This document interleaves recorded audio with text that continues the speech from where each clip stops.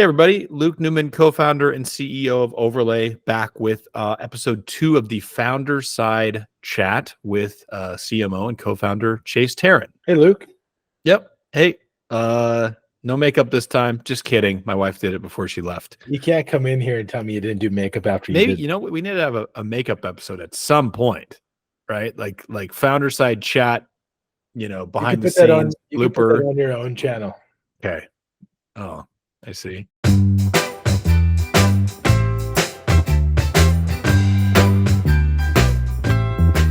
In this episode, we kind of wanted to build on top of the last episode. When we looked up our co-founder, Paul Nicklin, we found his photography in Midjourney. Chase is a photographer. He's plugged in the photography community, and he knows, a lot of the top photographers are your peers, and their styles inside and out. We'll see about that. But we've come up with a little exercise. So Chase is going to pick some photographers. I'm going to just put their name plus the word photo into Midjourney, and then you're going to explain their styles. Maybe do keywords or something, like let's say 3 keywords to explain their styles. Yeah. And we'll see how close you are to what AI thinks. And at the same time, we'll prove, we'll leave it up to the photographers to decide if they really think their work is used in AI. But if you can get it pretty close, that's a pretty good indication that their work was stolen and used in AI. I mean, before we get into this fun exercise, well, obviously I want to figure out what I win if I get this right. Second of all, my respect. No, a makeup kit. A makeup kit. You probably have some sort of affiliate link, don't you? Yeah. I got a L'Oreal affiliate brand. They're going to sponsor these videos, L'Oreal. Yeah. I was going to say Dove, but that's like a soap company. That's not makeup, bro. You probably need Dove to sponsor you. So I don't even have Midjourney. I've never used it. Oh yeah. So I will be the Midjourney engineer over here doing the work, the tough work of typing in a couple words into the prompt to generate the art. But let's go.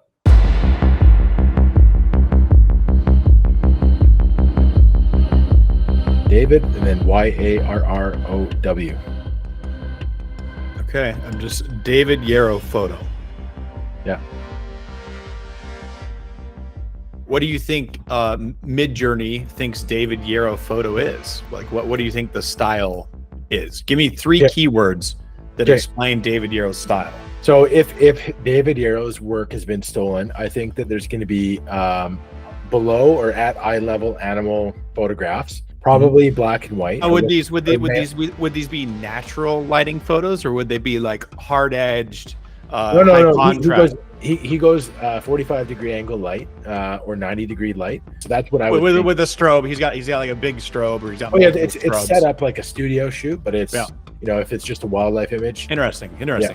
So okay. Show me. Okay, I'm gonna share with you what Midjourney said just from David Yarrow. I didn't say black and white. I didn't say animals. I did not say high contrast. I did not say strobe lights. I just said David Yarrow photo. Sharing that with you. See it. Oh my God. High contrast, eye level animals, charging the camera.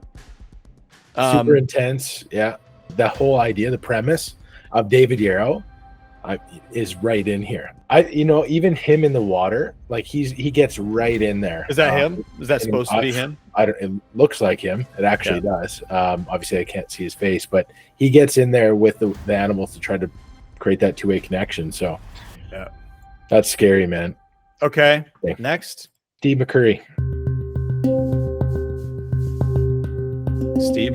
photo. While this is baking, give me 3 keywords for Steve. So what I would expect, when we think of Steve McCurry, the Afghan girl, really intense eye contact.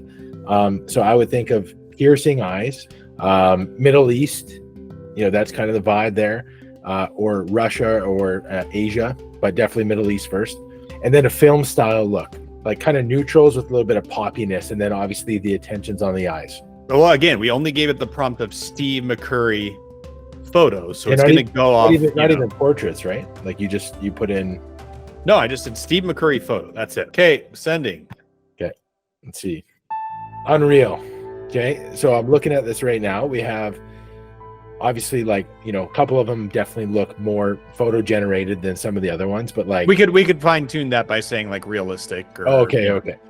Yeah. And then the eye contact and obviously Eye females, contact in all four. and then obviously females, and then it appears to be Middle Eastern. Middle East and Damn, you're 6 for 6 so far. let's I want to test a couple of these landscape photographers. Try Marc Adamus. Adamus. So he's like an American photographer, kind of a really badass dude who goes out into basically non-cookie cutter locations. He goes in the middle of Alaska, gets dropped off for months at a time, and then crafts up and creates these iconic, very like his own style. Like he's been doing this for a long time. Yeah. All right, so you're 6 for 6 so far. Give us 3 keywords on Marc Adamus. All right. So immediately when I think of Marc Adamus, I'm thinking massive landscape scenes, so super dynamic. Okay, so you have definitive foreground, midground, background, probably shooting into the sun, wide angle. Like he's like panoramic style is probably the third thing I would say. Okay. Let me see. All 4 are expansive landscapes, right? Yeah. All 4 are looking into the sun.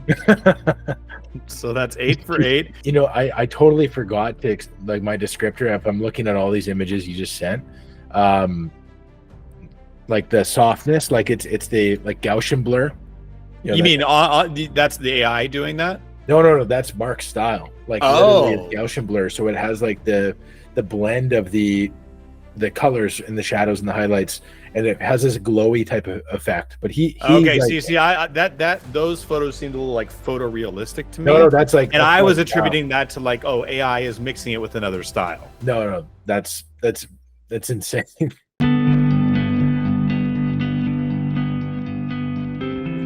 Okay, while that is baking, go for 12 for 12. What were 3 keywords that describe Daniel Kordan's photography style? Super magical. So he I think he's inspired by Marc Adamus. So that he uses Gaussian blur as well. So it's kind of like that glowy type of vibe. Really big, expansive landscape. So also shooting wide. And then a mixture of like a human or a like some element to give it scale. Just an object for scale. Like he seems to have the best lighting in every condition because he works his butt off everywhere he goes. So it's like crazy good light. So like the best sunset or sunrise you've ever seen. Okay, Daniel Kordan.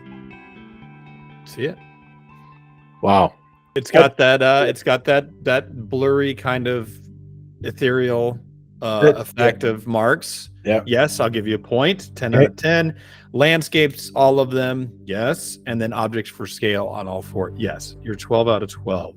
The bottom right looks like the mix of like Switzerland or Iceland. Iceland, yeah. Top left looks like Norway, like Trolltunga or whatever.